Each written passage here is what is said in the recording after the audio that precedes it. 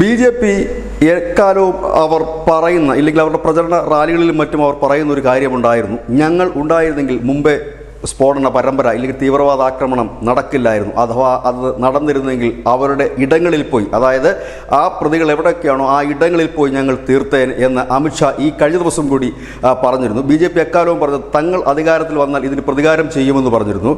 പ്രതികാരമാണോ അല്ലയോ എന്നറിയില്ല. ഈ സ്ഫോടന പരമ്പരയിൽപ്പെട്ട തീവ്രവാദികളൊക്കെ അജ്ഞാതരാൽ പലയിടത്തും കിടന്ന് കൊല്ലപ്പെട്ട വാർത്തകളും നമ്മൾ മുൻപ് നൽകിയിരുന്നു, കേട്ടിരുന്നു.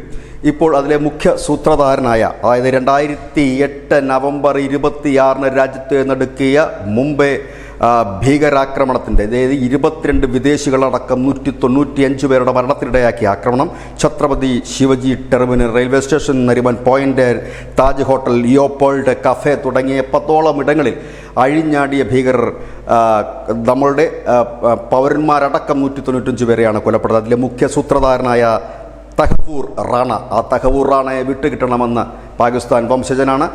തഹവൂർ റാണയെ വിട്ടുകിട്ടണമെന്ന് ഇന്ത്യ പലവട്ടമായി ആവശ്യപ്പെടുന്നു. നരേന്ദ്രമോദി സർക്കാർ വന്നതിന് ശേഷമാണ് അതിന് ആ നീക്കം ആരംഭിച്ചത് തന്നെ എന്ന് നമുക്ക് പറയേണ്ടി വരും. ലഷ്കർ-ഇ തോയ്ബയെ സഹായിച്ചുകൊണ്ട് ഈ രാജ്യത്ത് കുട്ടക്കുരുതി നടത്തിയ തഹവൂർ റാണയെ വിട്ടുകിട്ടണമെന്ന് ഇന്ത്യ ആവശ്യപ്പെട്ടിരുന്നു. തഹവൂർ റാണ അമേരിക്കയിൽ 10 വർഷമായി തടവിലായിരുന്നു. കഴിഞ്ഞ കുറച്ച് നാളുകൾക്ക് മുമ്പ്, അതായത് കൃത്യമായി പറഞ്ഞാൽ ഓഗസ്റ്റ് മാസത്തിലാണ് ഇന്ത്യക്ക് കൈമാറാനുള്ള സമ്മതം അവിടുത്തെ കോടതി അറിയിച്ചത്. 9ാം സർക്യൂട്ട് പ്രകാരം ഇന്ത്യയും US-ഉം തമ്മിൽ കരാറുണ്ട്. ആ കരാറിൻ്റെ അടിസ്ഥാനത്തിലാണ് ഈ റാണയെ ഇന്ത്യക്ക് കൈമാറണമെന്ന് അമേരിക്കൻ കോടതി പറഞ്ഞത്. ഏതായാലും NIA അപ്പോൾ മുതൽ തുടങ്ങിയ നടപടിക്രമങ്ങൾ അവസാന ഘട്ടത്തിലേക്കാണ്.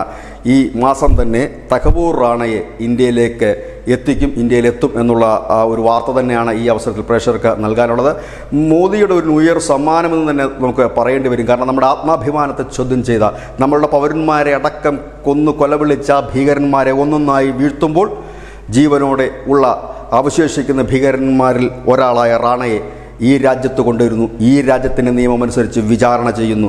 ഈ രാജ്യത്തിൻ്റെ ജയിലറകളിൽ കിടന്ന് ആ വിചാരണ പൂർത്തിയാക്കണമെന്ന് ഇന്ത്യ ആവശ്യപ്പെടുന്നു. ഏതായാലും നരേന്ദ്രമോദിയുടെ നെഞ്ചുറപ്പ്, നരേന്ദ്രമോദിയുടെ ന്യൂ ഇയർ സമ്മാനം ഇതുതന്നെയാണ്. ന്യൂസ് ഡെസ്ക് മുസ്ലിം മലയാളം.